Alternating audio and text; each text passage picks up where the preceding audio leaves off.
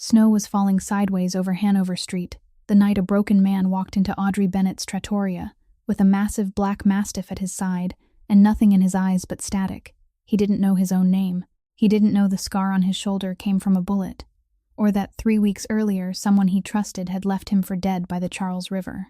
All he knew was that he was hungry, freezing, and this 27-year-old woman behind the counter, thin shoulders under a flour-dusted apron, blue-gray eyes hollowed out by grief and unpaid bills, was the first person in weeks who didn't look at him like garbage.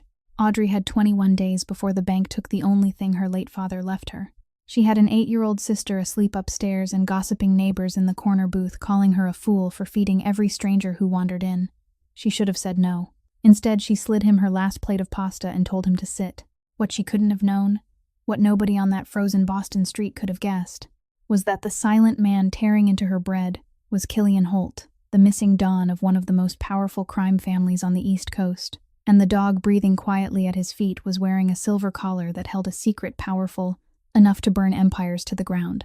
If this story moves you, hit that like button, share it with someone who still believes in kindness, and subscribe so you never miss what's coming next. Your support keeps these stories alive. Now, let's go back to the night it all began. The wooden door closed behind the stranger, cutting off the shriek of the wind outside Hanover Street and leaving in the restaurant a heavy silence unlike anything that belonged to any other night. Bennett's kitchen was a small place, with only 8 wooden tables worn thin at the edges, 4 old red velvet booths along the exposed brick wall, and 1 long counter stretching from the entrance all the way to the back kitchen door. The smell of marinara sauce simmering slowly in a cast-iron pot on the stove drifted through the room, blending with the scent of focaccia, fresh from the oven, and the rich fragrance of olive oil. Audrey's father had specially ordered from a small farm in Tuscany for 20 years before he passed away. From the old radio resting on the shelf behind the counter, Bill Evans's jazz piano floated softly like a whisper, the music Joseph Bennett had always played on winter nights, the music his daughter still kept turning on now, as a way of believing her father hadn't truly gone far. The man sat down in the farthest corner booth, where the yellow light overhead was only strong enough to reveal half his face. Audrey set a hot plate of spaghetti in front of him, added a slice of bread, a glass of water, and a small bowl of minced meat for the dog curled neatly beneath his owner's feet. The enormous black mastiff didn't growl, didn't show any sign of caution. He only lifted his dark brown eyes to look at her for a second, before lowering his head to eat, silent and disciplined enough to send a brief chill through Audrey. Snow melted on the shoulders of the man's torn coat, each droplet falling onto the wooden floor and forming a small dark stain around where he sat. He picked up his fork, and that was when Audrey noticed his hand. It wasn't the hand of a homeless man who'd wandered the streets for years. His nails were dusty but evenly trimmed. His knuckles were broad, his joints sharply defined, and there was a thin callus running along his right index finger, the kind of callus only people who'd held guns for years ever seemed to have. He was trembling, but not with the tremor of a man weakened by hunger. It looked more like the shaking that came after shock. Audrey wiped down the counter slowly without taking her eyes off him, and she noticed one more detail, one that made her throat suddenly go dry. Even while he ate, even with his head lowered, his gray eyes still swept through the room, with steady rhythm once every 30 seconds, passing over the front door, passing over the window, passing over the 2 regulars sitting in the booth up front, then returning to the plate of food. That wasn't the habit of a man who'd just lost his home. That was the habit of a man who'd grown used to living with the knowledge that someone wanted him dead. Audrey tightened the towel in her hand. In the opposite corner, Fiona Ricci was sitting with an old friend, sipping a late espresso, glancing toward the corner booth and whispering just loudly enough for her voice to cut through the jazz. "There she goes again, Audrey. That girl never learns her lesson. Her father isn't even at rest in his grave and she's already about to lose the restaurant, and still she's bringing God knows what in here. One day, Joseph's youngest daughter will regret it when it's too late." Audrey heard every word. She didn't turn around. She only looked at the stranger, as he tore off a piece of bread to share with the dog at his feet. The gesture slow, gentle, almost tender, and she wondered how a hand so familiar with guns could be that gentle with another living creature. The man looked up. For the first time that night, his eyes met hers. Audrey went still. Those weren't the eyes of an ordinary homeless man. They weren't the eyes of a drunk or a madman. They were the eyes of a man who'd just lost something too large, so large that he himself still hadn't fully realized it was gone, And deep beneath those steel-gray eyes there was something else, something darker, something more dangerous, something asleep, but not dead. Audrey didn't know that she had just looked into the eyes of Don Killian Holt. She only knew that her heart was beating faster than usual, and she couldn't look away. That moment lasted no more than 3 seconds. But it was enough for Audrey to feel that she had just stepped across some threshold she could never walk back through. The man lowered his head to his plate and kept eating slowly, and she forced herself back to work, wiping at an imaginary stain on the counter, straightening the stack of menus, pouring more coffee for the 2 customers sitting in the front booth. But she still watched him from the corner of her eye. He had eaten a little more than half the plate when he stopped and set down his fork. His shoulders sagged. Sweat began to gather on his forehead even though outside it was a snowy night close to freezing. Then, without a single sound of warning, his head dropped onto the wooden table, his hand striking the edge of the plate and sending the fork clattering to the floor. The dog rose at once and let out a low growl from deep in its chest, a growl deep enough to make the 2 customers in the front booth sit up straight without even realizing it. Audrey rushed forward, her heart pounding. She touched his forehead and pulled her hand back at once, hot as newly forged iron. She pulled a digital thermometer from the drawer beneath the counter and pressed it into his ear. The beep sounded, 39.5 degrees. She held her breath. The dog wasn't growling anymore. It only stood beside its owner, its great bear-sized head tilted slightly to one side, its dark brown eyes looking at her with something that was almost pleading. Audrey laid her hand on the mastiff's neck, and strangely, it didn't react badly. It only let out a soft breath. Just then the restaurant door opened. Fiona Ricci stepped inside, both hands holding a paper bag full of pastries, still warm from her own shop. Her gray wool coat dusted with snow. She stopped at the threshold when she saw Audrey bent over the man slumped across the table, with the black dog beside him as big as a calf. "You've lost your mind, Audrey," she hissed, her voice ringing through the restaurant so sharply that the 2 customers in the front booth stood up, grabbed their coats, and walked out without a word. "Don't you see what you're doing? He could be an addict, a murderer, someone who just ran from God knows where and brought all his trouble here with him. The night you let this man into your place is the night you'll start regretting it tomorrow, Mrs. Ricci said, her voice shaking with worry and anger at once. Audrey straightened. She had never talked back to Mrs. Ricci in all the 10 years the woman had been her neighbor. But tonight she looked directly into her eyes and spoke each word clearly.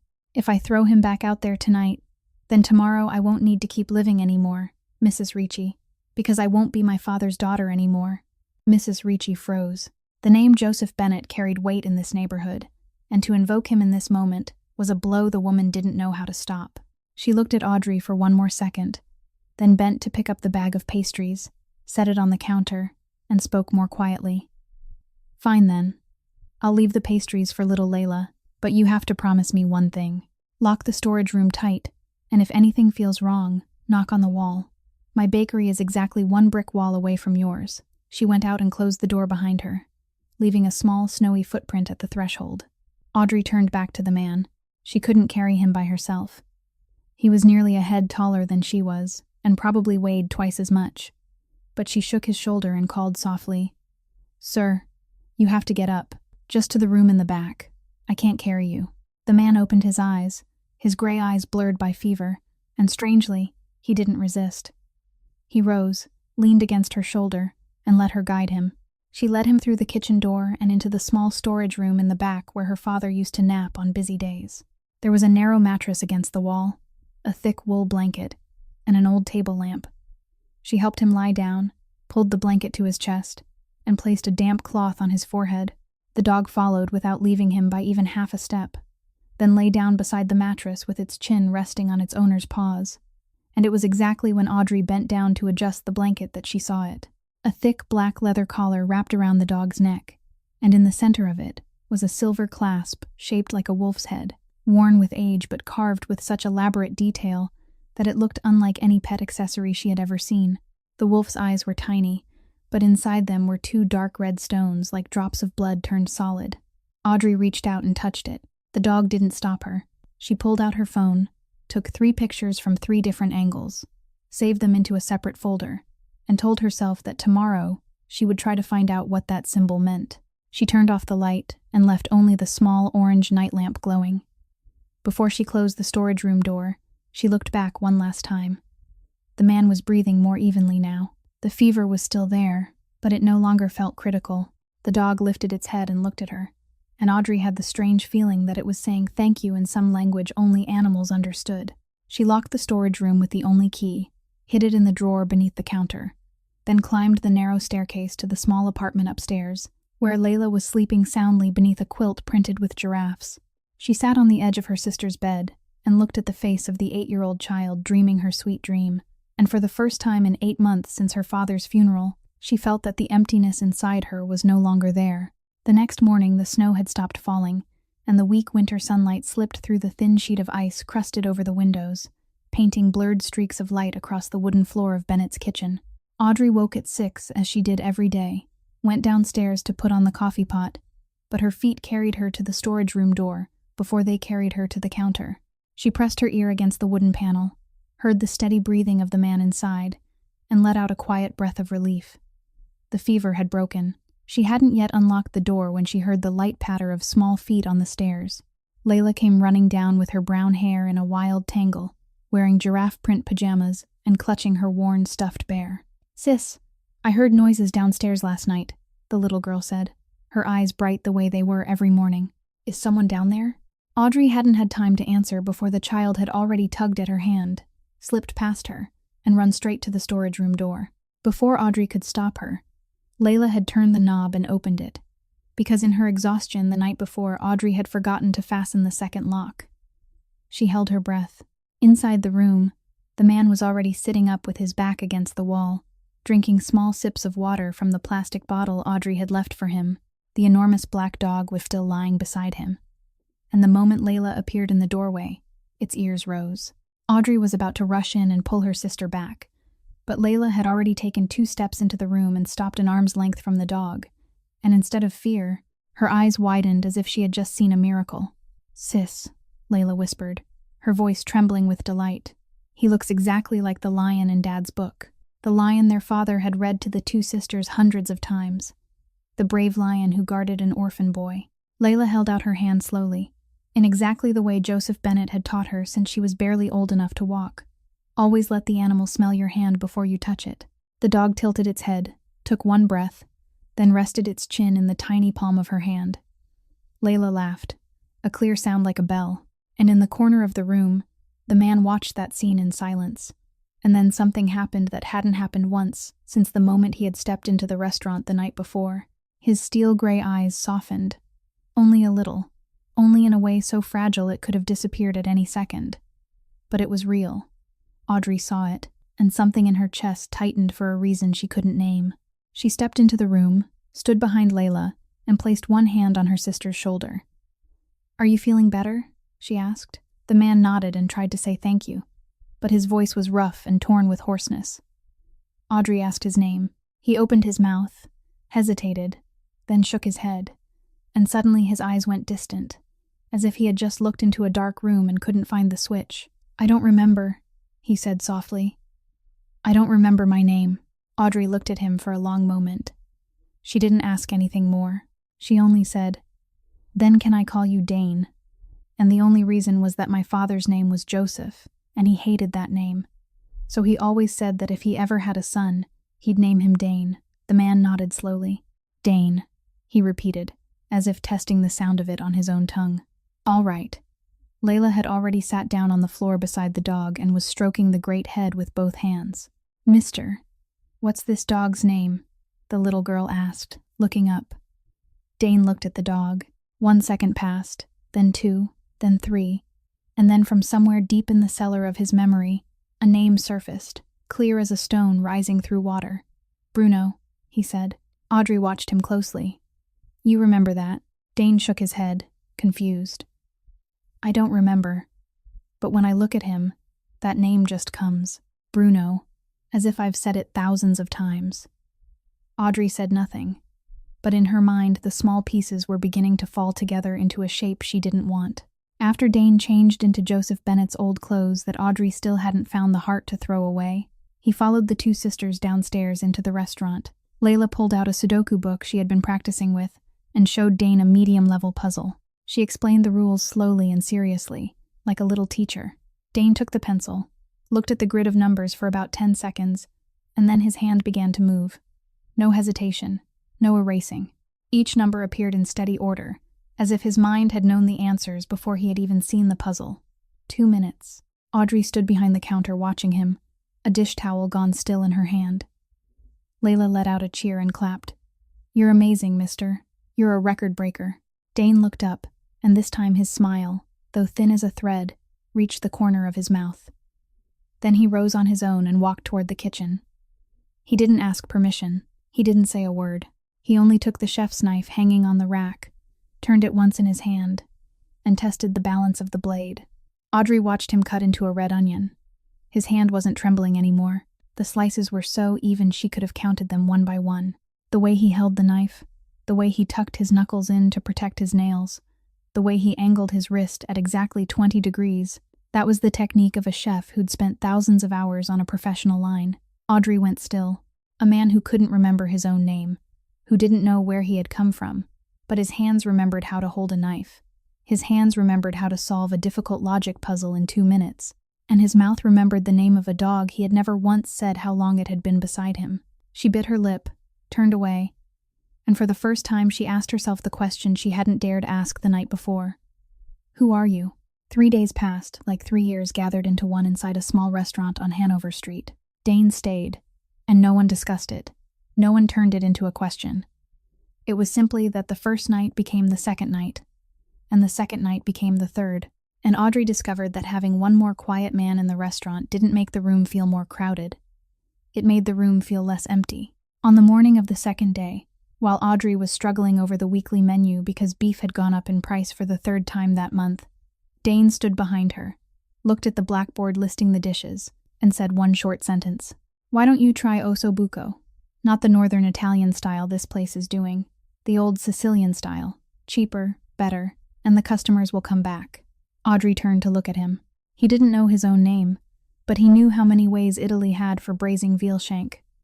She smiled faintly and told him, "All right, go ahead and make it." Dane didn't need a recipe. He braised the meat with white wine instead of red, added grated lemon zest, a sprig of Italian parsley, and a teaspoon of anchovy sauce that he said was the secret of grandmothers in Palermo. Audrey stood watching him move through the narrow kitchen like a man who had lived in it all his life. When the lid came off the pot after 3 hours, the aroma spilled out through the restaurant door, and 2 customers passing by turned back, pushed the door open, and asked what the new special was that day. By evening, Audrey was writing down the sales figures, and her heart began to pound. Double the usual day. She turned and looked at Dane, wiping down a table. Her father's old shirt slightly loose at the shoulders, but fitted across the chest, and she told herself that maybe fate was beginning to give back something she had forgotten how to receive.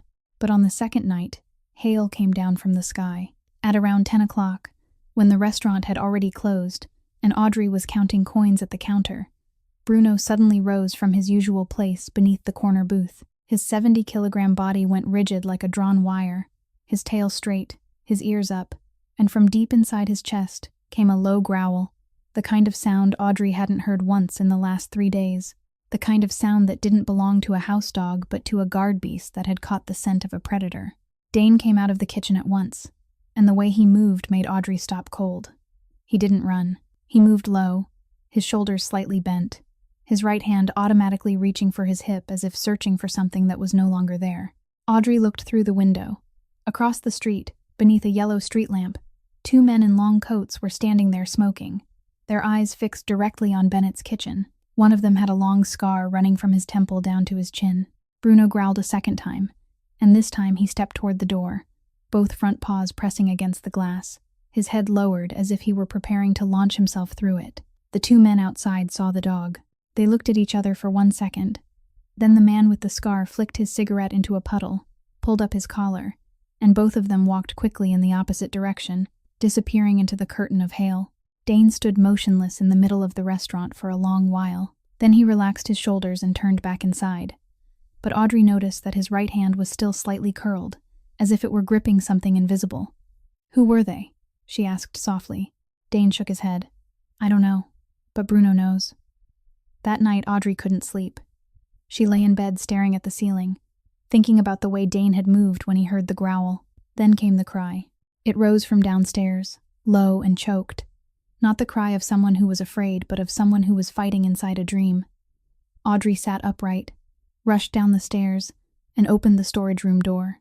Dane was lying on the mattress, drenched in sweat, both hands clutching the blanket, his mouth murmuring words she couldn't make out. She sat down beside him, placed a hand on his shoulder, and called to him softly.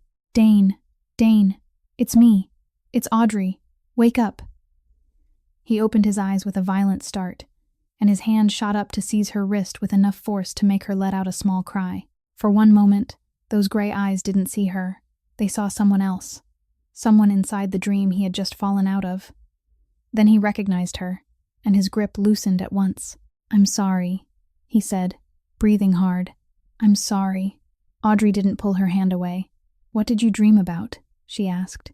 Dane closed his eyes. Fire, he said. A car burning by the riverbank. And blood. My blood. On my shirt. On the grass. There was a man standing above me, looking down. I couldn't see his face clearly, but he was laughing. The kind of laugh a man has when he's just won a game of chess. Audrey said nothing. She just sat there, her hand still in his. Dane looked at her in the glow of the orange night lamp. Audrey, he said her name for the first time, not in the ordinary flow of conversation, but like a confession. I don't know who I am. I don't know where I came from. I don't know who pushed me down onto that riverbank in that dream. But I know one thing, and it's the only thing I've been certain of in these last 3 days. He tightened his fingers gently around hers. I owe you more than one life, Audrey Bennett. And whatever I am, whatever I used to be, I won't let anyone touch you. Audrey looked at him, and she knew that night something had shifted, and it couldn't be undone. That same night, exactly 4 miles west of Bennett's kitchen, across the Charles River and atop the wealthiest hill in the city, the Holt family mansion stood lit beneath the hailstorm. The 3-story house, built of deep red limestone, with stone walls nearly 1/2 meter thick and Georgian windows reaching all the way to the ceiling, had once been the place where Killian Holt sat every morning drinking coffee with a copy of the Wall Street Journal and a leather notebook containing the names of the people who were still alive by his mercy.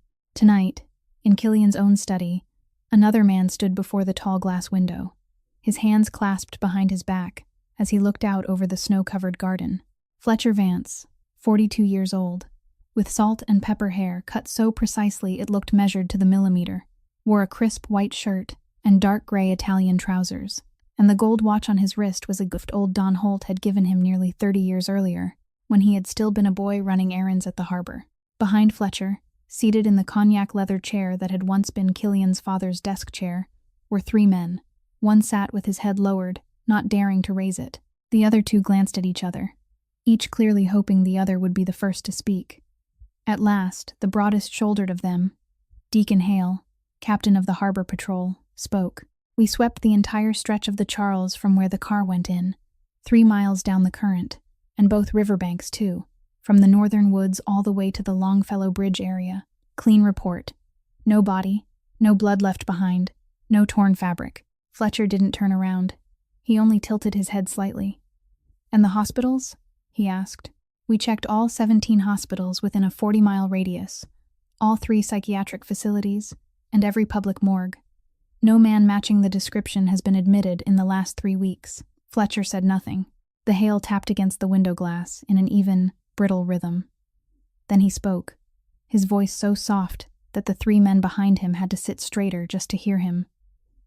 Do you understand what I'm saying?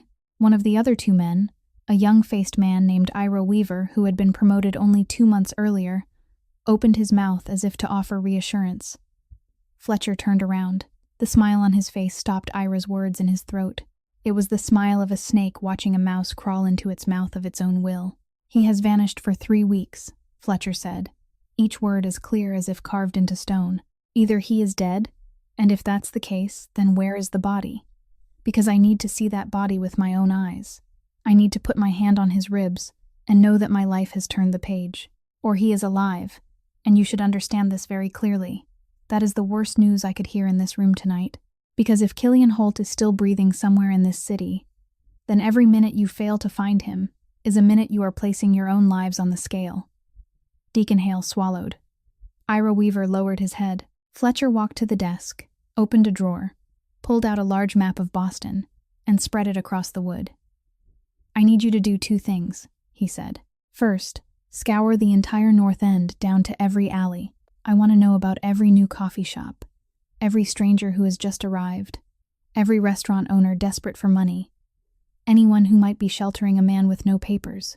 Start with Hanover Street, Salem Street, Prince Street. Second, I need you to pay special attention to a dog, a black Neapolitan Mastiff, weighing around 70 kilograms, wearing a leather collar with a silver clasp. If anyone in this city sees that dog, I need to know before he has time to wag his tail a second time." Deacon nodded. Ira Weaver lowered his head even further. Fletcher folded the map back up slowly, and before the other 3 men left the study, he added one final sentence, his voice returning to something soft, almost polite. "Remember this, the East Coast Commission meeting is exactly 10 days away, on the Saturday night of the 2nd week from now, and by the time I sit in that chair as the new Dawn of the Holt family, I don't want to hear a whisper, a rumor, or even see the shadow of Killian still hanging over this city. Do you understand me?" The 3 men answered yes in unison and stepped out. The door closed. Fletcher turned back toward the window and looked down at the snow-covered garden, and for one brief second the corner of his mouth twitched, not quite with worry, but with something closer to the instinct of a hunter who has caught the scent of prey that is still alive. He took out his phone and typed a short message to a number saved without a name. "Send more men into the North End, especially around the family restaurants." The afternoon of the 4th day began like every other Thursday afternoon at Bennett's Kitchen. The snow had stopped falling 2 days earlier, but the sky over the North End was still packed with a heavy lead gray. And out on Hanover Street, the flow of people heading home from work was thinner than usual. Audrey was standing behind the counter preparing the dinner menu. Dane was in the kitchen chopping vegetables, and Layla was sitting on a high stool at the corner of the table counting coins from her piggy bank. 3 knocks sounded at the door. Not the knock of a regular customer.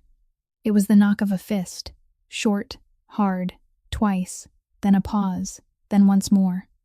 Audrey looked up and knew at once that no one had come for supper. The door swung open before she could answer. 3 men walked in. The one in front was about 6 feet tall, his hair slicked back, wearing a black leather coat that reached his knees, and on the right side of his neck was a tattoo of a black snake coiled tight, its head raised, its mouth open to show 2 narrow fangs. Rory Keene, 35 years old, was the most notorious collector for the Reeves family in North Boston, and the way he entered the restaurant, without a greeting, without a smile, sent a cold shiver down Audrey's spine. The 2 men behind him, one short and thick set with a red wool scarf around his neck, the other tall and thin, picking his teeth with a wooden toothpick, stood blocking the front door, as if to make it clear that no one was allowed to leave the restaurant until they were finished. Audrey stepped out from behind the counter and pulled Layla behind her. "What do you want?" she asked, her voice steady with the control she had learned from 10 years of running the place. Rory let his eyes roam around Bennett's Kitchen, as if he were pricing it, then placed both hands on the counter, close enough that Audrey could smell tobacco and cheap cologne on his collar. "The good news is that the Reeves family has officially taken over security for the North End," he said. "And the not-so-good news is that restaurant owners on Hanover Street now have to pay monthly protection. Bennett's Kitchen owes $20,000 for the first payment, cash, before the end of this weekend." Audrey gave a dry laugh, a laugh with not one drop of humor left in it. "I don't even have $2,000 to pay the electric bill this month." "You've got the wrong door." Rory didn't smile. He placed one hand on the counter and turned toward Layla, who was shrinking behind her sister. "Restaurants catch fire easily, sweetheart," he said to the little girl in a syrupy voice that pretended to be friendly. "And restaurants with apartments upstairs catch fire even easier."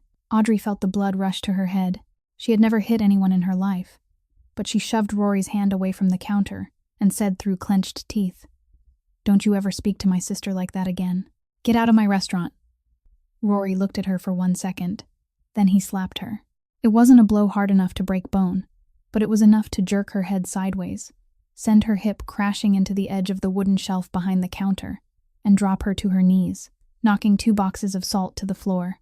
Layla screamed, and that was the sound Dane heard. The knife in the kitchen stopped for half a beat.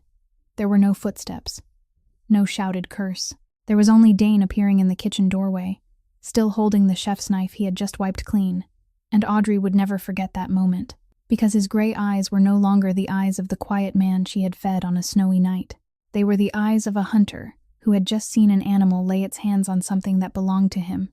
The man by the door, the tall, thin one, drew his gun first. He didn't even have time to release the safety. Dane threw the chef's knife in a straight line across the room. It didn't bury itself in him. The handle struck the man's wrist joint and knocked the gun from his hand. And in that same instant, Dane had already crossed the two booths, his elbow slamming into the other man's throat, his knee driving up into his ribs, and the thin man collapsed to the floor without time to cry out. The second one, the short, heavy one, lunged from the left with a switchblade. Dane spun, trapped the man's arm in a motion only someone who had practiced Krav Maga for thousands of hours could perform with that kind of fluid ease, twisted the shoulder backward, smashed the side of his head against the edge of the counter, and the man dropped to his knees before he even understood what had happened to him. It all took less than 6 seconds. Rory had turned back by then, his hand pulling a gun from behind his waistband, but before he could bring the barrel level with his hip, Dane was already standing in front of him. Dane didn't use a gun. He bent Rory's wrist backward, with a dry cracking sound, sharp as a stick, snapping in half, making Rory scream and drop the weapon to the floor. Dane drove his heel into the back of Rory's knee, forced him face down onto the wooden floor, planted one knee between his shoulders, and tightened his grip on the broken wrist until Rory began to moan in broken gasps. Dane bent down to his ear. His voice was very quiet. "Touch her one more time and I'll tear your heart out with these 2 fingers. Do you hear me?" Rory nodded wildly, tears and mucus running down his face. Dane let him go. But before Rory could crawl upright, he grabbed his collar, hauled him up, stared straight into his eyes for 3 seconds, then shoved him toward the door. Rory dragged his 2 groaning men with him and stumbled out of the restaurant, forgetting his gun on the floor. Outside on the street, clutching his wrist as he ran, he didn't look back at Bennett's kitchen until he had made it into the black pickup truck parked 2 blocks away. The face of the man who had dropped 3 men in 6 seconds kept flashing through his mind. The gray eyes, the line of the jaw, the way he had bent down close to his ear. He had seen that face somewhere before. He was certain of it, but memory was a dark room, and right then his head hurt too badly to turn on the light. Rory Keane's pickup truck hadn't even fully faded into the distance when Audrey pushed herself upright, her trembling hand clutching the edge of the counter so she wouldn't fall a second time. Dane reached to steady her, but she gave the slightest shake of her head and stepped away on her own, kneeling beside Layla, who was curled in the corner with both arms wrapped around her piggy bank, as if it were the only float left in a flood. "You're all right, Princess. I'm all right. The bad men are gone now," she whispered, but Layla didn't cry. The little girl only looked over Audrey's shoulder, straight at Dane standing in the middle of the restaurant, and said something that made Audrey's heart tighten. "Sis, Uncle Dane saved us, didn't he?" Audrey nodded. She carried Layla upstairs, tucked her into bed with the old stuffed bear, locked the apartment door, and stood still for a full minute listening until her sister's breathing became even again before she went back downstairs. The restaurant was empty. Rory's gun was still lying on the floor. 2 booths had been shoved out of place. A slice of onion from the kitchen, dropped when Dane came rushing out, was still stuck near the edge of the counter. Dane was standing by the window, with his back to her, both hands resting on the wooden frame, his shoulders bent. Audrey locked the front door, pulled the curtains shut, and turned off most of the lights, leaving only the yellow glow above the counter. Then she walked over and stopped exactly 1 step away from him. "Who are you really?" she asked. Not loudly, not fearfully, only with the question she had held in her throat since the first night. Dane didn't turn around. "I've asked myself that 100 times in the last 4 days, Audrey." She moved around to face him. The yellow light struck his jawline and cast a shadow over the faint scar at his left collarbone, a scar she had never truly noticed until now. Slowly, Dane lifted both hands and held them out in front of himself, spreading his fingers and staring at them as if they were 2 strange objects that had just fallen from somewhere else. "I don't know," he said. "I don't know who I am. I don't know where I learned the things I just did. I don't know why I can break a man's wrist without hesitating for even 1 second. But my body knows. My body remembers every move, every angle of the shoulder, every millimeter, and I'm afraid, Audrey. I'm more afraid of myself than I am of the men who just walked in here." His voice cracked on the last word. Audrey looked at him, and she understood that the man standing in front of her now wasn't the one who had dropped 3 men in 6 seconds. He was a lost man, a man who had just looked at himself in a mirror and didn't recognize his own face.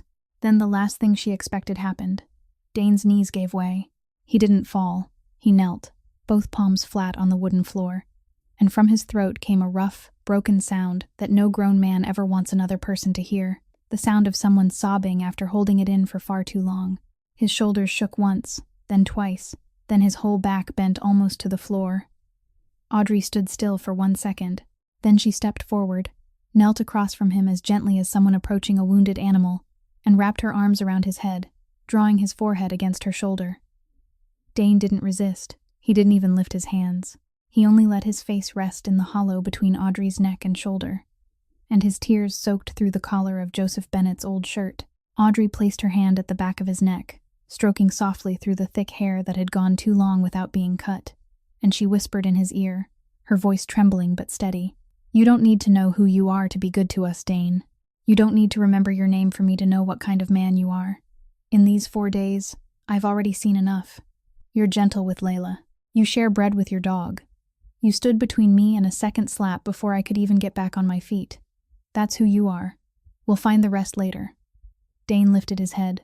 His eyes were red, his lashes wet, and for the first time since the snowy night, those gray eyes no longer had any layer of ice over them. He looked at her like a drowning man looking up at the surface of the water. Then he placed his hand against her cheek, his fingers still rough with calluses, his hand still trembling, and he kissed her. It wasn't a gentle kiss. It wasn't sweet. It was the kiss of someone who had thought he had nothing left to hold on to, and had just found a reason to cling.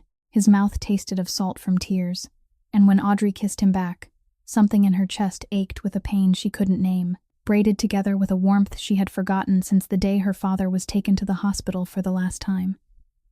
They pulled apart. Neither of them said a word. Dane rested his forehead against hers and breathed. Outside the restaurant door, Bruno had risen at some point, walked to the entrance, and sat down squarely in the middle of it. His face turned toward Hanover Street, ears upright, eyes unblinking, like a bodyguard made of flesh and bone, who had already understood his place in the little family that had just begun. The next morning, Audrey woke earlier than usual, but she wasn't the first one downstairs.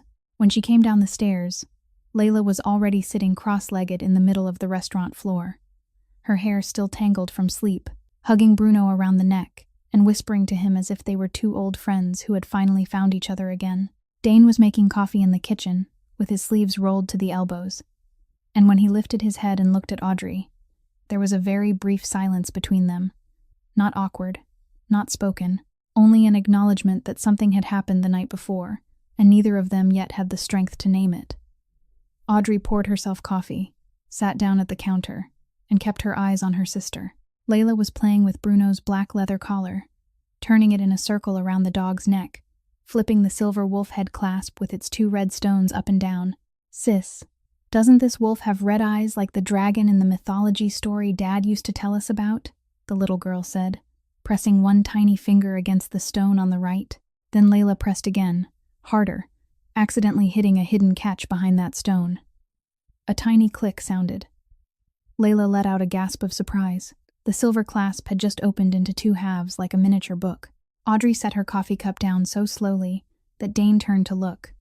Layla had already run to the counter and was holding up the opened collar for her sister to see. Inside the hollow silver compartment, carved neatly like a jewelry box, there were 2 things. A tiny black USB no bigger than half the last joint of a little finger, the kind of military-grade encrypted drive Audrey had only ever seen in one of the movies her father used to watch, and a square piece of paper folded into 4, thick paper, not ordinary paper, and on it 2 clear marks had been engraved, rather than written, Holt, and beneath it a Greek omega symbol, omega, curved like a crescent moon turned upside down.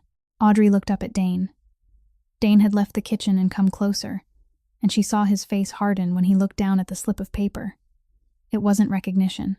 It was something shallower and deeper than recognition at the same time, as if that name had touched a nerve he didn't know he had. "Layla, go upstairs and play with your teddy bear for a little while," Audrey said softly. "Your Uncle Dane and I have grown-up things to do." Layla nodded with the solemnity of a tiny assistant who had just delivered classified material, then ran up the stairs. Bruno got to his feet and followed for 2 steps, then lay down again at the foot of the staircase, guarding both directions at once. Audrey pulled her father's old laptop from beneath the counter, inserted the USB, and her fingers were shaking so badly that she hit enter twice before she got it right. The black screen flashed. A window appeared asking for 2-layer authentication, and below it was a short red notice. Restricted access. Omega level. There was only one file whose name appeared without a password, a title in all capital letters, File Omega, almost 2 gigabytes in size. Along with it was a short audio file called Open First, 15 seconds long. Audrey clicked the audio file. The restaurant fell into silence except for the small speaker of the laptop. Then a low male voice came through, unhurried, unshaken, but with a layer of cold beneath it that made Audrey automatically grip the edge of the table. If you're hearing this, it means I'm dead, or I've been gone long enough for you to think I'm dead. Fletcher is the traitor. Don't believe a word he says. And don't step into any room he's been in before you. Protect Bruno at any cost. He's carrying everything. Everything I left behind for this day is inside him. And if you're the only one hearing this, then I'm sorry for the burden I just put on your shoulders. The audio cut off. Audrey didn't breathe for those 15 seconds. When the speaker fell silent again, she looked up at Dane. His face was whiter than she had ever seen on anyone. Not because of fear. Because of something deeper than fear. He was staring at the laptop speaker, as if he were looking at a ghost whose face he knew, but whose name he still couldn't say. That voice, he said, very softly. Audrey nodded slowly. That voice feels familiar to me. Familiar in a way that chills me. But she didn't say the next sentence. The one she had already formed in her mind by the 5th second of the recording. The sentence she still didn't dare line up against her own thoughts. Because if she did, then everything in the last 4 days would have to rearrange itself into an order she wasn't ready to face. Dane stayed silent too. He didn't consciously hear anything strange in that voice. He only felt it pounding against some locked door somewhere inside his head.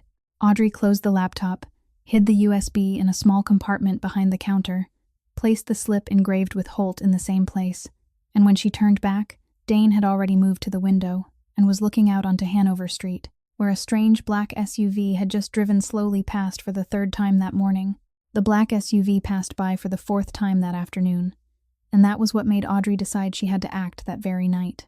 She told Dane she needed to go to the bakery to buy a little flour for the next morning, and he looked at her for 1 second a little too long, as if he guessed she wasn't telling him everything, but then he only nodded and told Bruno to go with her. Audrey didn't take the dog. She didn't want him seen on the street. She carried only a small paper bag tucked inside her coat, with the black leather collar and the silver wolf head clasp inside it, and she moved quickly past 3 houses to Mrs. Fiona Ricci's bakery. The bell above the door rang out. Mrs. Ricci looked up from behind the counter, already about to make one of her usual jokes. But the moment Audrey set the collar on the glass pastry display, the color drained from her face in less than a heartbeat. The blood left her cheeks as if someone had pulled a plug. She didn't say a word. She came out from behind the counter, slid the bolt on the bakery door, flipped the sign to closed, pulled the curtains across the front window, then grabbed Audrey by the wrist and drew her into the small room in the back where she kept the old oven. Only when the back room door had shut did Mrs. Ricci finally let out a long breath, as if she had just run 3 city blocks. "Where did you get this, Audrey?" she asked. And for the first time in 10 years of knowing her, Audrey heard her voice come apart. Audrey didn't answer directly. She only asked, "What does this symbol mean?" Mrs. Ricci sat down on a wooden chair, placed both hands on her lap, looked at Audrey for a long moment, then spoke slowly, as if every word had to be chosen with care. "The wolf's head with 2 red eyes is the symbol of the Holt family, sweetheart. One of the most powerful families on the entire east coast of the United States. They control the port of Boston, 3 casinos in New Hampshire, a string of restaurants stretching all the way to Providence, and they have ties to 4 other families in the East Coast Commission." She paused and swallowed. "Don Killian Holt, the current head, has been missing for exactly 3.5 weeks now. Not a word of warning, not a body, not a single line in the papers. The whole North End is whispering. The entire underworld is searching. Some say he's dead. Some say he's hiding. Some say one of his own men sold him out. And you, a girl who owes the bank $85,000, are standing here with the collar of that man's personal dog in your hands." Audrey stood still. Her heart wasn't beating faster anymore. It was beating more slowly, and every beat felt like a stone dropping into still water. She asked only one more question. What does Don Holt look like, Mrs. Rixie, Mrs. Ricci looked at her for a long time, as if she were weighing whether to answer at all. Then she said, tall, black hair, about 37, gray eyes, broad shoulders, a faint scar at the left collarbone. People call him the Iceman. Audrey felt a ringing begin in her ears. She nodded, thanked Mrs. Ricci, promised she wouldn't mention any of this to anyone, and Mrs. Ricci gripped her hand for 1 second before she left and said quietly, Audrey, child, if you're hiding someone who has anything to do with that collar, listen to me. You have to choose. Either you send him back to his world, or you step into that world with him. There isn't a third door, sweetheart. Audrey didn't answer. She hurried back to the restaurant almost at a run, locked the outside door, ran upstairs, opened the laptop, and typed 3 words into the search box, Don Killian Holt. The screen filled with hundreds of articles and dozens of images. A man in a tailored black suit, hair neatly combed, clean-shaven, was stepping out of a restaurant downtown with an unreadable face. Audrey enlarged the picture. Even though the image was cleaner than Dane looked now, even though there was no rough beard, even though there weren't those hollow eyes carved out by memory loss, she recognized every millimeter, the line of the jaw, the small scar at the left collarbone just visible above the collar, the same tight set of the mouth. It was him. Exactly him. Audrey sat still for half a minute. Then she shut the laptop, picked up her phone, and went downstairs. The restaurant was closed. Layla was asleep, and Dane was sitting in the far corner booth, stroking Bruno's head. He looked up when she came near, and the faint smile on his face disappeared the moment he saw hers. Audrey placed the phone on the table with the screen facing him. A still image. She said only one sentence. Your name is Killian Holt. Dane looked down. 1 second, 2 seconds, 3 seconds. Then he drew in one long breath so short it sounded like he had choked on it. And from the corner of his eyes something began to fall that he couldn't control. Memory didn't return slowly the way people remember a dream. It came like a sheet of glass falling from a great height, shattering into 1,000 pieces all at once, every shard driving into him. His father's face on a hospital bed last year, his mother's face at her funeral 13 years earlier, Fletcher Vance's face standing beside the burning car. Gunfire. The sound of river water. Bruno's name called by his voice thousands of times across 10 years. He let out a roar, the roar of a grown man. Not a cry, not a scream, but the sound of a soul being thrown back into the body it had abandoned for 3 weeks. He collapsed to the floor. Bruno rose, lifted his face to the ceiling, and gave one long, low howl, the exact way a Neapolitan Mastiff howls when his master is in pain. Audrey dropped to her knees beside him but didn't touch him. He looked up after 1 long minute, hair fallen across his forehead, eyes red but clear, and in those gray eyes there was no longer Dane, there was only Don Killian Holt. He looked at her, his voice rough but every word steady. You've just pulled yourself into the most dangerous world in America, Audrey. Killian's words hung in the air between them like a blade that hadn't yet fallen. He pushed himself up from the floor, walked to the counter, poured himself a glass of water, and drained it in 2 swallows. Then set the glass down with a carefulness that didn't feel natural, the kind of care a man uses when he's trying not to break something. He told Audrey to go upstairs with Layla, lock the apartment door, and not come down until he called for her. She wanted to argue, but when she looked into his eyes now, she understood that the man speaking to her was no longer Dane, and this man gave orders in the way of someone many people had obeyed for 37 years. She went upstairs. Killian stood in the middle of the restaurant for a full minute, looking around, then went into the storage room in the back. Bruno followed at his heels, never more than half a step away. In the storage room, he pulled Audrey's old backpack down from the shelf and packed into it the only set of clothes he had, the wool scarf of Joseph Bennett that Audrey had given him on the first night, a little dry bread in a paper bag, and Rory Keane's gun, which he had picked up from the restaurant floor after the fight. He checked the magazine and slid it back into place. He spoke to Bruno, his voice rough and even. I have to go. You hear me? Stay here with her. You know your job. The dog looked at him with those dark brown eyes and didn't move. Killian bent down and kissed the top of Bruno's head very lightly, then stood, swung the backpack onto his shoulder, and walked to the front door. His hand had already touched the knob. Then one sound came. A tiny sound. On the stairs, Killian turned. Layla was standing halfway down the staircase, clutching her worn teddy bear, wearing socks with little stars on them, her hair a wild bird's nest. She had heard the sound of the backpack being zipped, or maybe she had simply felt it, the way children sometimes do when someone is about to leave. "Uncle Dane," Layla called, not remembering and not wanting to call him by another name. "Where are you going?" Killian stood still. He couldn't answer. Layla came down one step at a time, set her teddy bear on the banister, ran straight to him, wrapped both arms around his leg, pressed her face to his thigh, and said something that made the backpack on Killian's shoulder feel 3 times heavier. "Don't go, Uncle. You're Bruno's friend. Bruno will be sad." Then she looked up, her eyes already red but not yet crying, and added one more sentence without knowing where in him it would land. "My daddy already left, Uncle. I don't want anyone else to leave." Killian bit down hard. He had faced men with guns pressed to his temple without blinking, but the arms of an 8-year-old child around his knee made both his hands begin to shake. He still hadn't answered when Audrey came down to the last step. She didn't shout. She didn't accuse him. She only stood there in her thin sleep clothes, hair loose around her shoulders, tears slipping silently down her face with no one to wipe them away, and she spoke in a voice so quiet that Killian felt as though she were whispering into his chest. "I buried my father 8 months ago. I stood alone in that cemetery with Layla in a March rain. I came home and no one made dinner for me. I've learned how to live with that emptiness, Killian. I'm not asking you to stay because I have no one. I'm asking you to stay because you're the first person in 8 months who has made me feel like I don't have to brace myself anymore. Don't make me learn that lesson all over again." Killian let the backpack fall to the floor. It landed with a dull thud. He knelt down to Layla's height, lifted the little girl into his arms, and Layla threw her arms around his neck and buried her face in his shoulder. Then he walked to Audrey, holding the child in one arm, while the other came around Audrey's back and pulled her into him, and he held both of them in an embrace so tight Audrey could hear his heart beating through his shirt. "All right," he said into her hair, his voice breaking but steady. "I'll stay. But from this moment on, you follow me step by step.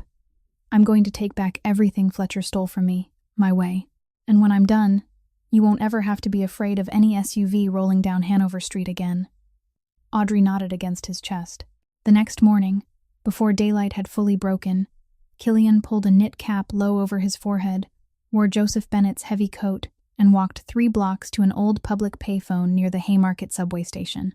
He fed in a fistful of coins and dialed a number he hadn't called in more than a decade, a sequence of 10 digits known by only 3 people in the world, one of them dead, and one on the other end of the line right now. The phone rang twice, then the voice of an older man answered, cautious, carrying exactly the tone of a consigliere who had spent 30 years surviving in the life. "Who is this?" Killian didn't answer right away. He only breathed into the receiver in 3 measured beats, the way the 2 of them had agreed on long ago when he had still been a 23-year-old son entrusted by his father to Trent Ashworth's guidance. On the other end, there was silence for 5 long seconds, then the sound of swallowing, then the sound of a 50-year-old man breaking into tears. Silent tears, only jagged breaths giving him away. "Oh my God," Trent whispered, in exactly the voice Killian remembered. "You're alive. You're really alive." Killian closed his eyes. "I'm alive, Uncle Trent. And I need you." Trent drew in a breath, wiped his face, and returned to being the very consigliere Killian's father had chosen for him 14 years earlier. "Listen carefully, Killian. Fletcher has called the East Coast Commission together. Saturday night next week. The VIP basement at the Langham downtown. He'll be formally recognized as the new Don of the Holt family. From now until then, you've got 6 days. Not 1 minute more." Trent didn't waste a single second hesitating.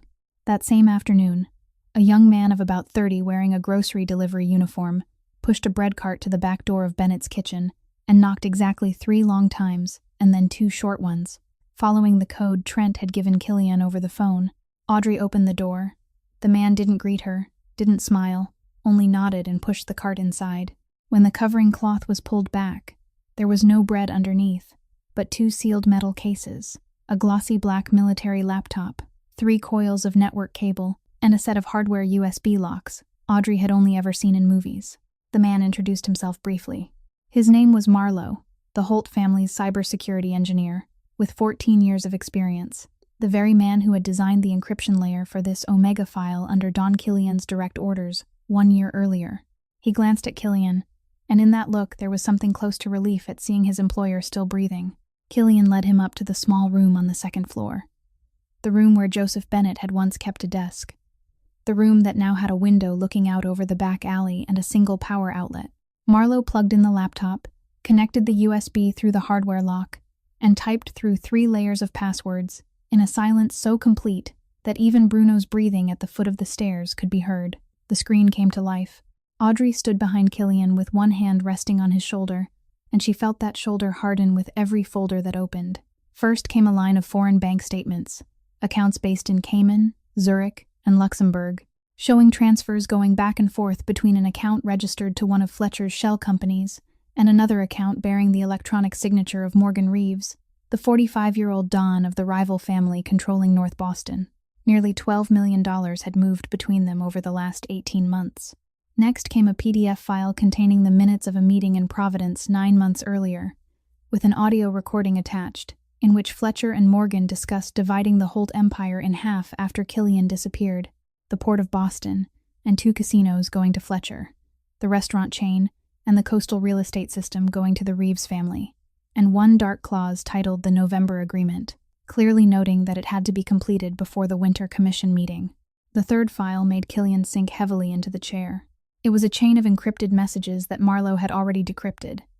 Messages between Fletcher and a single name listed only as Delta, laying out the ambush plan in detail on Interstate 93 on the night of November 2nd, the exact coordinates where Killian would be forced off the road, the number of vehicles, the types of weapons, and even Fletcher's final line sent 3 days before that night, a short message that read, "Don't let the dog survive. It knows too much." Killian read that line twice. Then he bent down, placed his hand on Bruno's head, the dog having quietly come upstairs at some point, and he smiled, not a happy smile, but the smile of a man who had just been given proof that his instincts 1 year earlier hadn't betrayed him. He spoke softly, almost to himself. "I suspected you since last spring, Fletcher." He turned to Audrey, his voice low and steady, and said that exactly 1 year earlier, he had begun noticing that meetings he had barely finished were already known to his enemies, that shipments he hadn't yet moved were somehow already being waited for across the harbor. He hadn't known who the leak was. He had only known that the traitor was sitting close enough to him to hear everything. He had ordered Marlowe to design an electronic black box and place it inside Bruno's collar clasp, because Bruno was the only living creature on Earth he trusted absolutely never to betray him. Every week, he had backed up sensitive files into it with his own hands, and he had given himself one instruction, that if the day ever came when he disappeared, Bruno would carry the truth until the right person found it. He just hadn't expected that person to be her. Audrey tightened her hand on his shoulder. Marlowe spoke then, his voice still even. "All of this data is enough for Fletcher to be judged by the Commission under the law for betraying a Don, but only if it's presented directly in person before the other 5 Dons in the room, not through a middleman, not electronically, because any digital evidence sent outside a Commission meeting room is automatically ruled invalid under the East Coast Code that has stood for 40 years. Killian nodded. "Then that means I have to walk into that room myself." Trent had already confirmed that the meeting would take place in the VIP basement of the Langham downtown on Saturday night, with all 5 Dons present, security controlling 4 entrances, phones and electronic devices confiscated at the door, and inside the room, each man allowed to bring only one object, symbolizing his family. He looked down at Bruno. He already had his symbol. The plan began taking shape in his mind, with the clarity of an old piece of music returning all at once. 6 days. Trent would gather the 30 loyal men the family still had left, and set up 2 outer rings of protection around the hotel. Marlowe would back up the entire Omega file onto 3 separate hard drives hidden in 3 different cities, as insurance. Killian would appear in the meeting room at the exact second Fletcher was about to be formally named the new Don. And before leaving the upstairs room, Killian looked at Audrey for a long time, then said something he had never said to anyone in 14 years of ruling. And he said, "If I don't come back on Saturday night, burn this collar, burn the USB too, take Layla and leave Boston, and don't ever come back." The memory snapped awake inside Rory Keane's head on a Friday morning, less than 20 hours after the night his wrist had been broken inside Bennett's kitchen. He was sitting in Morgan Reeves's temporary office in Chelsea, staring down at his hand in a plaster cast, when the halogen light fell across a poster hanging on the wall. an old poster from a charity boxing match 3 years earlier that Don Killian Holt had once sponsored, with Killian's face in the official stage photograph. Rory looked at the poster, and his broken hand went cold. He stood up, walked straight into the inner office, and within 30 minutes, Fletcher Vance knew that Killian Holt was in a small restaurant on Hanover Street, living with a giant black dog. On the following Friday night, at exactly 7:40 in the evening, hail began to fall again. Audrey had just turned the sign to closed and was drawing the curtain when Killian rose from the corner booth, where he had spent the entire day pretending to read the newspaper. He spoke briefly. "He's coming within 15 minutes. Audrey didn't ask why. She gathered Layla, already changed into thick sleep clothes, picked up the bag she had packed since noon, and moved quickly down the stairs leading to her father's old basement. The steel door Joseph Bennett had installed 10 years earlier, back when people had laughed and called him strange for saying that a restaurant owner needed a fireproof steel door, had now become the last gift he had managed to leave behind. Audrey set Layla down on the mattress she had already prepared, handed her the noise-canceling headphones and the tablet already loaded with cartoons, kissed her forehead, and said, "Just watch your movie until I knock 7 times. Don't open this door for anyone else, even if you hear my voice and it isn't exactly 7 knocks." Layla nodded. She didn't cry. She only hugged her teddy bear more tightly. Audrey shut the steel door, turned the lock twice, and set the safety latch. By the time she came back upstairs, the 4 men Trent had sent over that morning were already in position. One was hiding behind the counter with a handgun. One was in the kitchen with a sawed-off shotgun. 2 were lying in wait in the upstairs apartment. One by the window facing Hanover Street, one by the back door. Killian stood in the middle of the restaurant with the gun he had recovered from the cash Trent had sent over. And in the instant Audrey looked at him from the staircase, she realized Dane was gone. The man standing there was the Iceman, shoulders straight, eyes cold, breath even. He signaled for her to crouch behind the counter and handed her a small loaded pistol. "You don't need to fire," he said. "Just stay low and don't come out from behind the counter until I call your name." Audrey nodded, dropped into a crouch, and exactly 6 minutes later, the streetlights on Hanover went out. The entire block fell into darkness at the same time. That was when Killian knew they had arrived. The restaurant door wasn't kicked in. It was ripped apart with an electric crowbar, the hinges flying loose with a dry crack. 6 dark figures flooded inside, black coats, cloth masks, submachine guns. The first shot shattered the glass of the refrigerator case. The second tore through the menu board on the wall. The third never got the chance to fire, because the man in the kitchen shot first, and the lead attacker dropped with a bullet in his chest. In the span of a single breath, Bennett's kitchen became a battlefield. Killian didn't shout. He didn't bark orders. He moved. One turn around the booth, and he dropped the second man with 2 shots, one in the shoulder and one in the neck. He rolled across the floor, came up behind the kitchen counter, and took down the third man, who had been about to throw a smoke grenade, with 1 shot straight through the center of his forehead. The fourth man tried to rush the staircase, and Killian shot him in the thigh, making him collapse, then drove his boot into the man's face and knocked him unconscious. One of Trent's men upstairs finished the 5th through the window. Only the 6th remained, the biggest one, holding a glass bottle already lit, preparing to throw it at the liquor shelf behind the counter and burn the entire place down. But before his arm could swing, 70 kilograms of massive black muscle exploded from the darkness of the back storage room. Bruno sank his teeth into the wrist, holding the bottle, the bite force of a full-grown Neapolitan Mastiff, enough to crush human bone, and the bottle slipped from the man's hand, smashed across the wooden floor, and burst into a small ring of fire that Killian stamped out in 2 seconds with the floor mat. The last man screamed in pain, and Bruno didn't let go until Killian gave 1 short order in Italian, "Let go," and only then did the dog release him and plant himself across the man's chest. The restaurant fell silent. 4 bodies lay on the floor. 2 wounded men had their hands zip-tied behind their backs. Gun smoke drifted beneath the ceiling. Killian lowered his gun, exhaled, and called Audrey's name. She heard his voice and rose from behind the counter, and she ran. That was the one mistake of the night. She didn't know that the 4th man had managed to wake for 1 last second, and when he saw the shape of a woman running across his line of sight, he pulled the trigger on the handgun still in his grip until the magazine ran dry. 2 shots missed and shattered the cabinet glass. 1 lodged in the breastbone of the hanging chicken on the wall. The 4th struck Audrey in the right shoulder. She jerked to a stop in the middle of the restaurant, looked down at her shoulder, saw the red stain spreading across the white shirt that had once belonged to her father, and felt both knees give way. Killian turned at that exact second. He shot the fourth man once in the head, clean and precise, then threw the gun to the floor and crossed the last 3 meters in a rush, catching Audrey against his chest before she could hit the ground. Her blood had already soaked his hands. He bent over her, cradled her face in both palms, and in those gray eyes, for the first time in the 37 years of Don Killian Holt's life, Audrey saw something no enemy of his had ever been allowed to witness. Real fear. Trent Ashworth's windowless van was already waiting in the back alley from the second Killian made the call, and within 10 minutes of Audrey being shot, she was lying on the examination table of Dr. Eamon Doyle, the man who had treated the Holt family for 20 years without leaving behind a single sheet of paperwork. The private clinic sat beneath the basement of a watch shop on Newbury Street, all white halogen light, the smell of medical alcohol, and the steady rhythm of a blood pressure machine.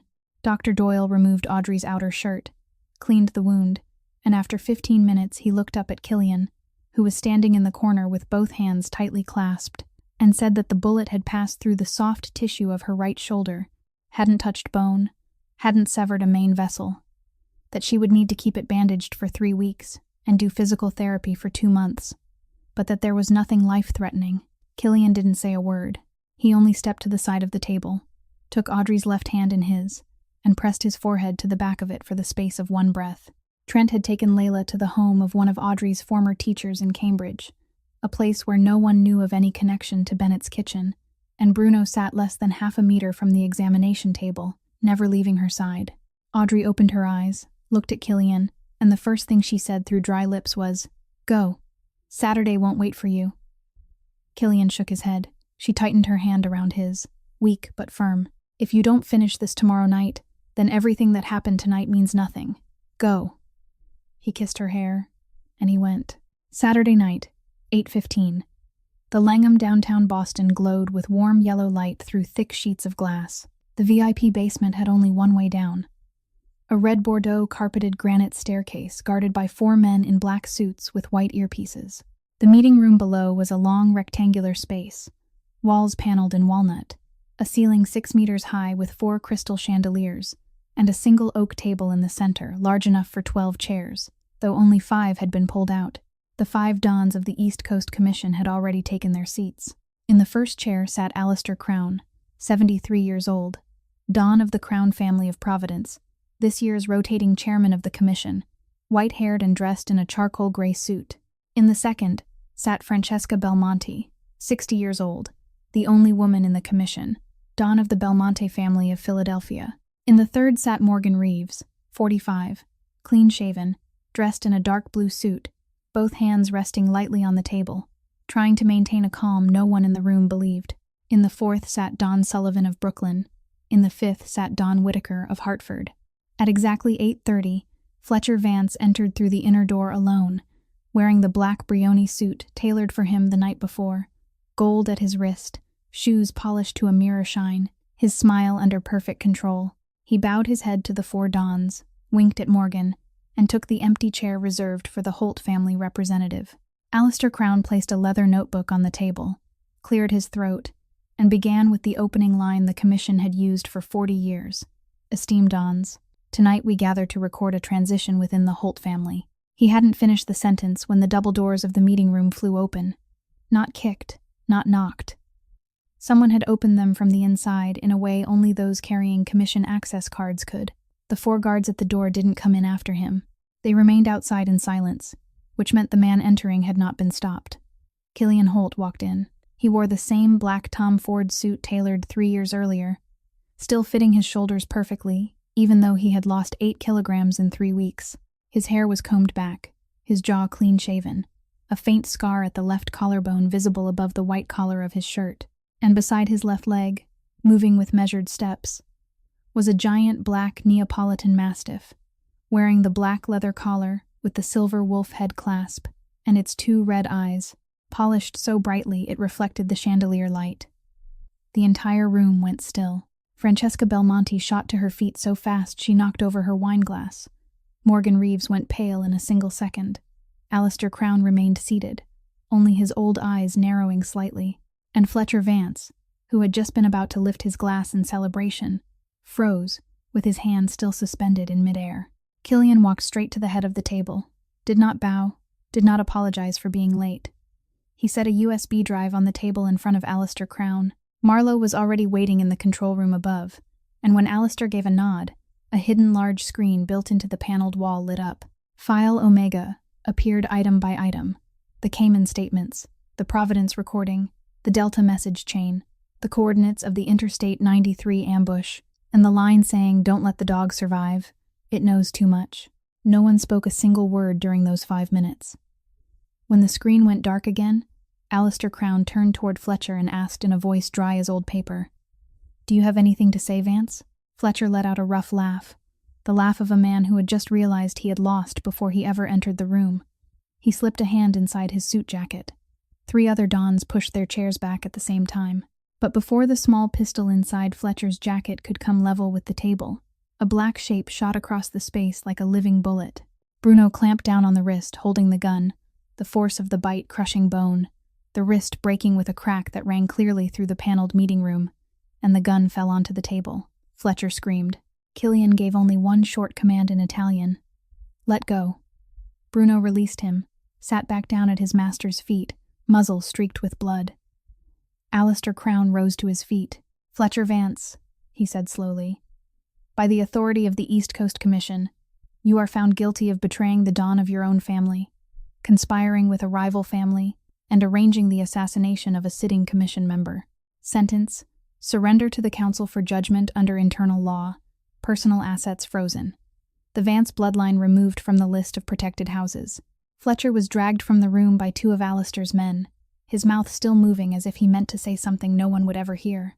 The remaining 4 Dons turned toward Killian. Francesca Belmonte bowed her head. "Don Holt, welcome back." Alistair Crown nodded.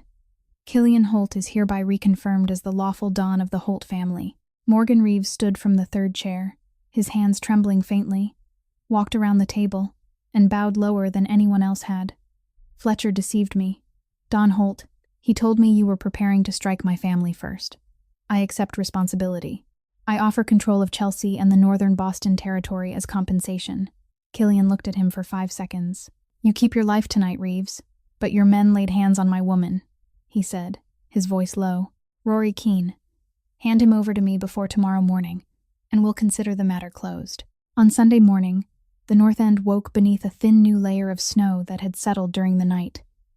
The sky clearer than it had been all week, and the winter sunlight slanting across Hanover Street in long bands of pale gold. At around 9:15, a convoy of 4 gleaming black Cadillac Escalades, their windows tinted, their wheels moving with such quiet grace they seemed to carry no weight at all, turned onto Hanover Street from the direction of Paul Revere Square and came to a stop along the curb in front of Bennett's kitchen. Within 2 minutes, the entire street had forgotten how to breathe. The woman who owned the vegetable stall on the corner froze with a bunch of parsley in her hand. The cobbler set down his hammer. 3 children on their way home from school stopped in the middle of the sidewalk and pointed. Fiona Ricci had just stepped out of her bakery carrying a tray of croissants fresh from the oven, still steaming, and the moment she saw the driver stepping out to open the rear door of the lead Cadillac, her fingers went slack. The whole tray slipped from her hands into the snow, and she stood there with her mouth open, unable to say a word.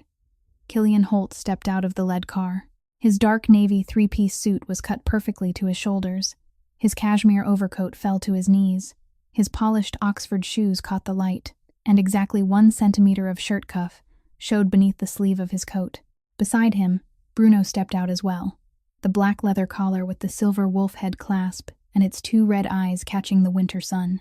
Behind him, 8 men in black suits emerged from the other 3 vehicles and arranged themselves into 2 lines along the sidewalk.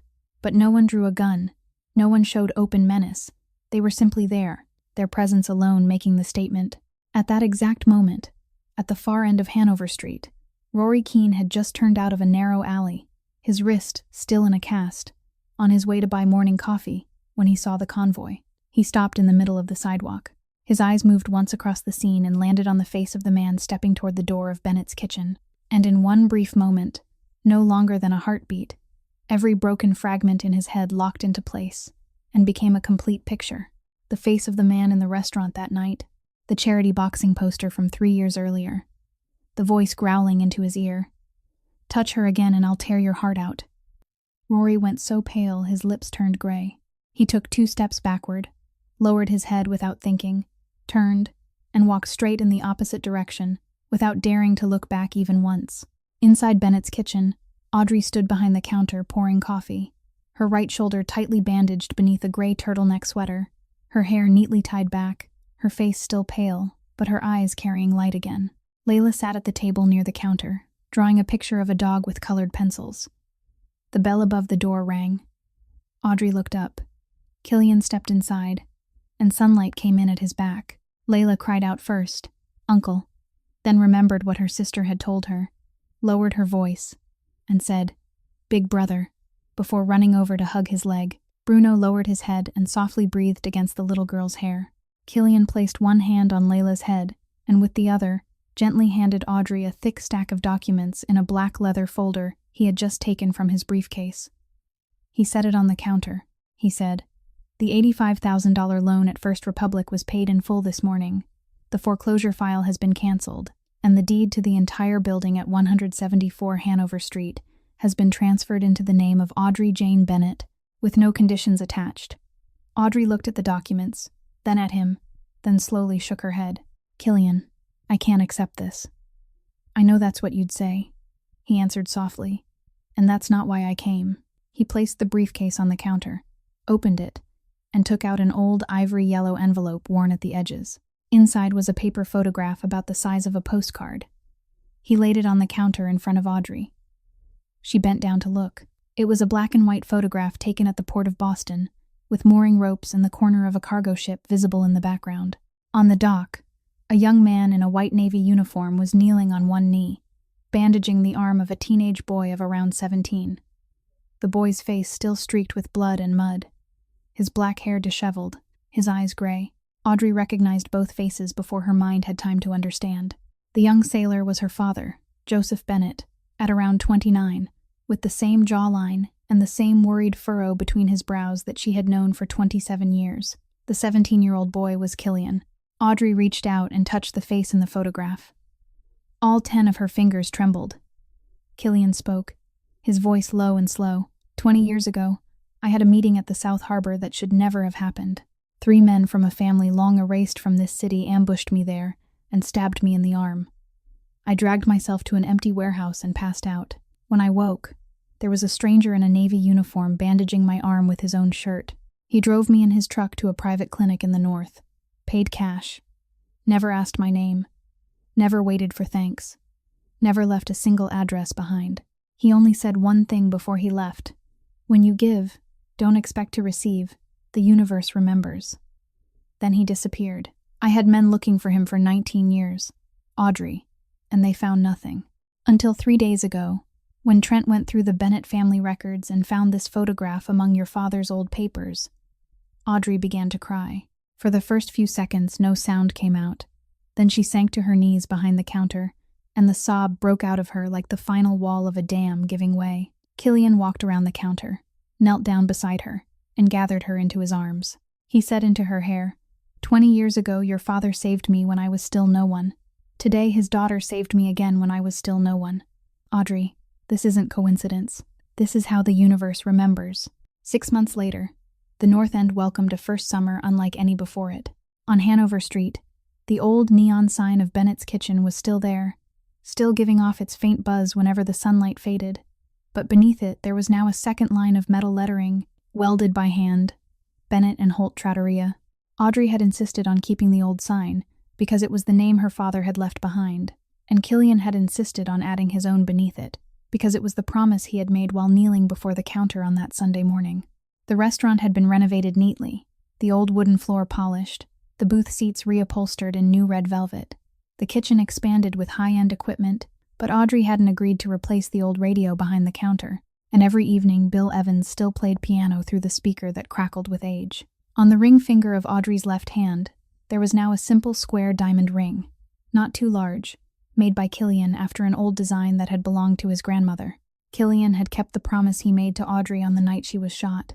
In 6 months, He had moved more than 60% of the Holt family's operations into legitimate fields, a chain of commercial real estate along the New England coast, 4 small boutique hotels in Maine and Cape Cod, and an investment fund for family restaurants being squeezed by predatory lenders.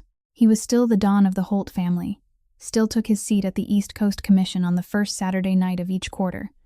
But he was a different kind of Don now, one with moral limits his father would probably have been proud of if he were still alive.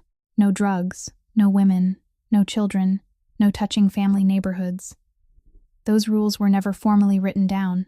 They simply became the way people came to understand the new Holt family. Layla was now in the 3rd grade, at a public school near Copley Square.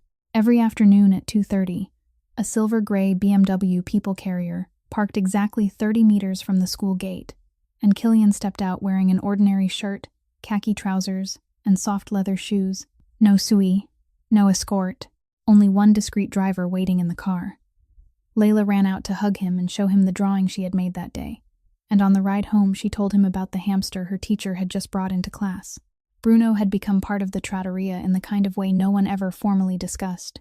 He lay in the corner by the front door, on a large cushion Layla had sewn from an old blanket that had once belonged to her mother, and around his neck now was a bright, fake flower garland made of cloth that Layla and her classmates had crafted during art time, red and yellow and green in the wonderfully loud taste of an 8-year-old girl almost 9, and the regular customers had grown used to bending down to pat his head before sitting at their table. The silver wolf head collar with its 2 red stones had been locked away by Killian in the safe at the mansion. It was no longer needed. On a night near the end of November, it snowed again. Not as heavily as on the night Killian first walked into the restaurant, but enough to lay a thin white covering across Hanover Street. The clock read 9:40 at night. The trattoria was nearly empty. Audrey was standing behind the counter drying a glass, her hair tied back neatly, her shoulder free of bandages for 3 months now, and on her face there was once again that peace no one would have dared believe could return during the winter before. Killian sat in the corner booth with his laptop open, working through a hotel contract in Kennebunk. Layla was asleep upstairs. Bruno was snoring softly on his cushion. The bell over the door rang. A thin man, around 50, in a torn coat with long hair, stepped inside and stopped at the threshold. His eyes lowered, his shoulders hunched from the cold. Audrey set the glass down. She walked out from behind the counter. Didn't ask a question. Didn't look back at Killian. Didn't hesitate for a single second, and she smiled the smile her father had worn thousands of times in this restaurant. "Sit down," she said softly. "It's very cold out there. I'll bring you a bowl of hot soup." The man lifted his head, his eyes red-rimmed, nodded, and sat down in the booth near the door. From the corner booth, Killian looked up from his laptop screen. He watched his wife carry a steaming bowl of soup to place before a stranger, watched the ring glinting on her hand, watched Bruno open one eye just long enough to register the new guest and then go back to sleep, and at the corner of his mouth there appeared the faintest smile. He remembered what Audrey's father had once said to him on the docks of Boston, and he repeated it silently to himself, slowly, like a prayer. "When you give, don't expect anything in return. The universe will remember," and the universe had remembered. Dear viewers, the story of Audrey and Killian reminds us of something simple that we sometimes forget in the rush of life today, that every small act of kindness we offer to a stranger may never be returned in the way we imagine, but it will still come back, in the right way, at the right time, and through the right person when we least expect it. Kindness is never a losing investment, and the value of a human being isn't measured by the balance in a bank account, but by the number of times they are willing to open the door for a stranger trembling in the cold. If this story has touched your heart, please subscribe to our channel, press like, and share this video with the people you love, so that every day we can continue listening together to more beautiful and heartwarming stories. How do you feel about Audrey and Killian's journey? And in your own life, have you ever had a moment of giving that you only understood years later? Please leave a comment below. We read every line you share, and every story from you is a precious gift to this channel. We wish all of you watching this video strong health, a joyful and peaceful life each day, and a family filled with laughter. Thank you for staying with us until the very last moments. Goodbye, and we'll see you again in the next video.